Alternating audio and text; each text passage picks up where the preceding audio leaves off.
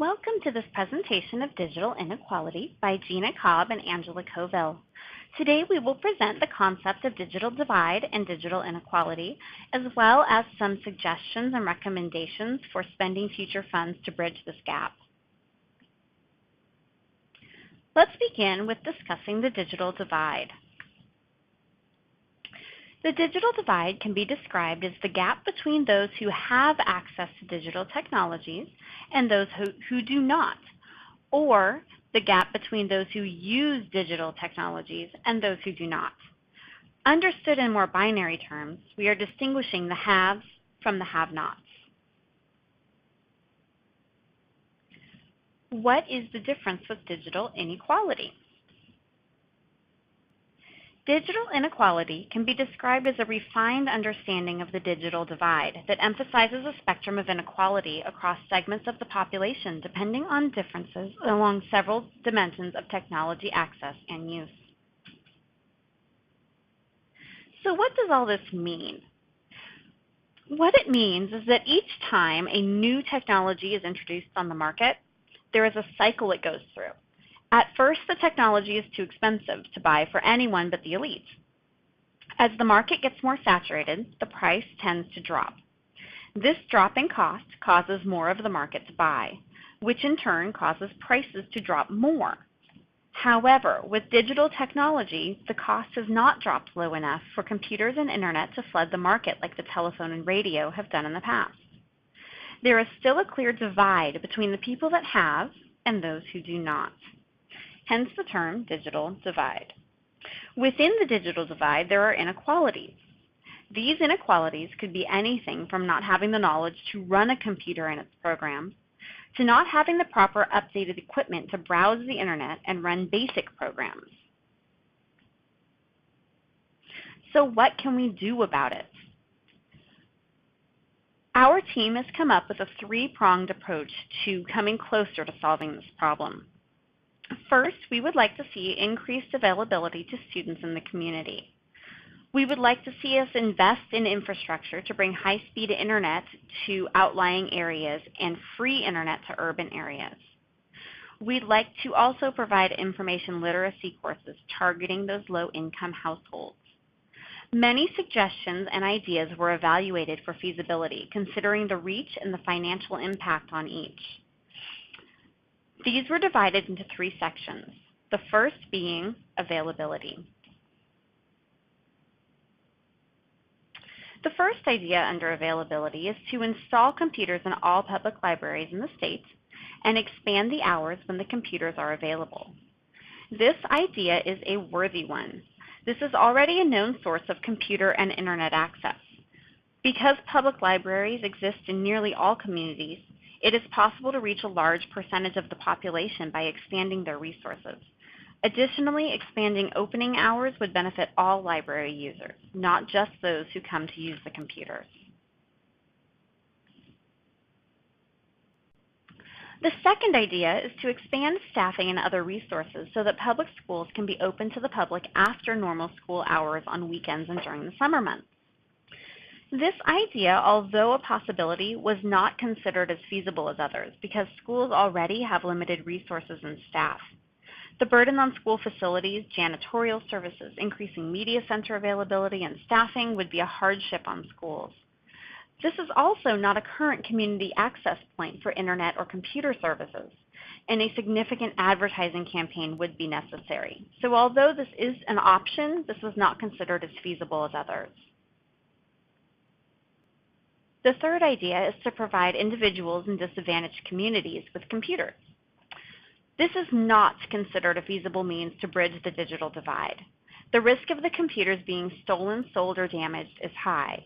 Additionally, those households without computers more than likely do not have internet service, and purchasing internet service would be considered a hardship.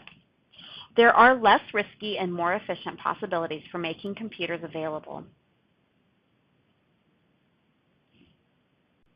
The last idea under availability involves providing laptop computers for students to use at school and at home throughout their school career, beginning in grade 6 through their post-secondary education. This idea involves a checkout system for students to gain computer use throughout their education. Students would be assigned a computer to use at school and take home at the end of the day. The student would then need to return the computer to the school during vacation periods, Christmas, spring break, summer vacation, but it would be held for that student upon their return to school. This would minimize the risk of the computer being sold or stolen by allowing students to be responsible for the computers during the school year, but the school maintaining the ultimate responsibility for these machines. This benefits entire households by placing a computer in the home as well as at school, and coupled with our connectivity coming up, this could be a viable option.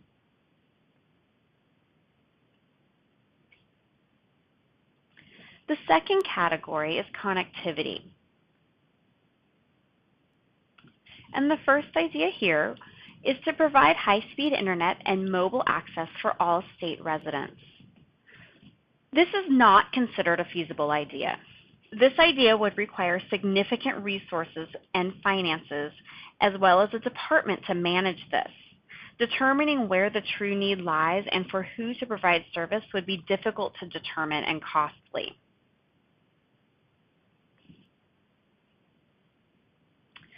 The second idea is to subsidize internet service providers to provide low-cost internet to all state residents. This is an average idea for feasibility. By working with businesses, it might be possible to lower the costs associated with the internet, but it still does not make the internet a priority for families who struggle to buy food each month and for those who don't own computers at all. Additionally, this plan would also require a significant amount of bureaucracy for implementation. The final idea under connectivity is to expand Wi-Fi access to urban areas throughout the state. This is an idea already in motion in many cities, and supporting this initiative would allow anyone with a Wi-Fi capable machine, from laptops to cell phones, to access the internet without having to pay for internet services. This would benefit urban areas where there is the highest concentration of poverty. Partnering with businesses, cities, and schools to bring internet services to vast locations would be the most efficient way to reach the greatest number of people. Additionally, coupled with the idea of students able to check out laptop computers through the year, they would be able to access the internet on those computers without having to pay for internet access at home. The third category of concepts and ideas for minimizing the digital divide and inequalities is through education. And the first idea to educate the public is to develop free online educational content, giving first priority to content most relevant to lower socioeconomic groups before content that is relevant to the rest of the public. Although this is an excellent way to provide education to a vast number of people, it assumes the learner has basic computer knowledge and access to the internet, two problems faced by many on the have-not side of the digital divide. This is a worthy idea for future exploration, but it needs to be coupled with increased availability and in-person educational opportunities. The second idea is to create a body of student technology experts at the school level who teach technology courses to adults in the community. This option would allow for the greatest number of learning opportunities for both community members seeking knowledge of technology and for those students to take a leadership role in the community. This would be a free program coordinated and taught by student volunteers that would integrate technology standards for students, information literacy for adults, and build a relationship between schools and the community. This is a win-win for all involved. The third idea is to provide information literacy courses to enhance computer skills and enable knowledgeable use of digital technologies. We feel this is the most efficient way to reach individuals in the community, especially when partnered with increased availability of computers in public libraries. This would allow all individuals with a desire to learn access to educational opportunities, regardless of computer ownership. This could also be supported by community volunteers, saving money in the long term. This brings us to our recommendations for the future. Our recommendations for spending these funds are based on the ultimate goal of decreasing the digital divide and digital inequalities and helping the state meet some of the National Education Technology Plan goals of 2010. Our first recommendation is to start with availability and the bulk of the funds to be spent here. We would focus on libraries and on providing student laptops, increasing public access to computer and putting laptops and computers in students' hands. This meets 2 of the NETP 2010 goals. Our second recommendation is to move to connectivity. Partner with the ISPs in the cities to increase the infrastructure for the free Wi-Fi access. This also meets 2 of the NETP 2010 goals and would put Wi-Fi access into everyone's hands within a region, especially in those urban areas that need additional support and who may not be able to afford internet access but would love to use it. Our third recommendation is to embrace education. Form school technology groups run by students to teach adults in the community, and hold those adult education workshops in the libraries and facilities that we're building to make them a mecca for technology use and for technology education. These would both be low-cost or no-cost initiatives that would be perpetuated and able to be used in the long term. This would benefit the most members of our community. These goals together would reach more learners, would reach more of communities, and would help to bridge the digital divide and minimize digital inequalities statewide. Working together with our community and schools and building business partnerships, we can help our students succeed. Thank you for attending this presentation of the Digital Divide and Inequalities.